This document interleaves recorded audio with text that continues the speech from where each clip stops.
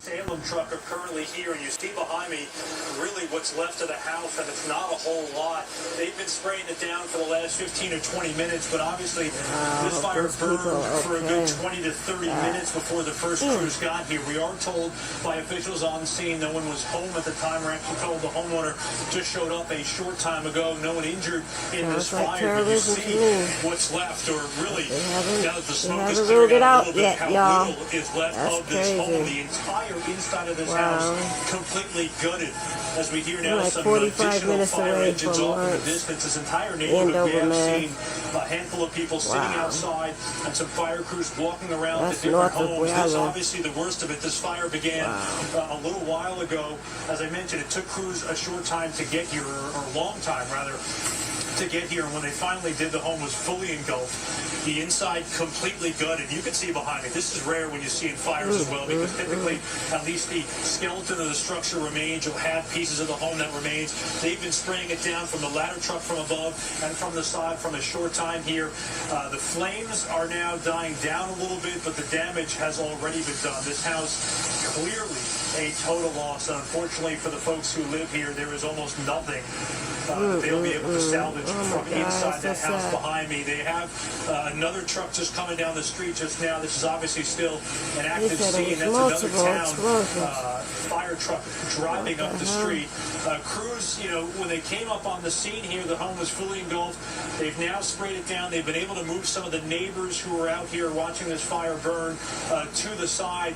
With an active scene like this, it's often tough when you're not familiar with the neighborhoods, but now the crews are here and they're completely dousing this home. Unfortunately, this house is a total loss. The neighborhood, obviously, this is the worst of it we've seen.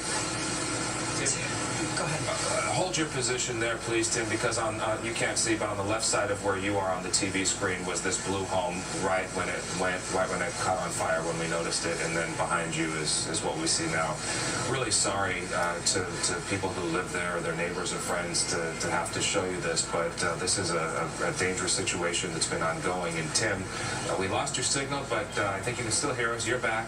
Let's try to keep going here. But I just wanted to ask you, one would assume that if there was a high-pressure gas situation that had caused fires or explosion, that there would be evidence of gas still in the area unless they had shut it off, and I can't say that for sure. And I asked Steve this earlier, and I don't want this to sound like a weird question, but I'm just wondering what it smells like out there other than burning lumber. Do you get any sense that there's still natural gas or whatever sort of underground gas they're using floating around out and about? It is a good question, Adam, actually, because as we were driving up through the neighborhood to get to this spot, we passed a number of homes where folks were sitting outside on their lawn, essentially grabbing lawn chairs, sitting out front with their dogs, with their pets. They had their windows open, the front doors open, clearly trying to air out their homes. We rolled down our windows in the car driving up here to see if we could get any whiff of that natural gas smell. We didn't notice any coming up to this neighborhood. Obviously, with this fire burning here, you wouldn't have it out here in this exterior, but for the folks who live in this immediate area in the neighborhood, there's obviously concern. I mentioned a little earlier when we first pulled up a couple blocks away from here where they shut off the street, a man who clearly had just come home from work came down to us, and a firefighter that just pulled in behind us and says, "My house smells like gas." He and that firefighter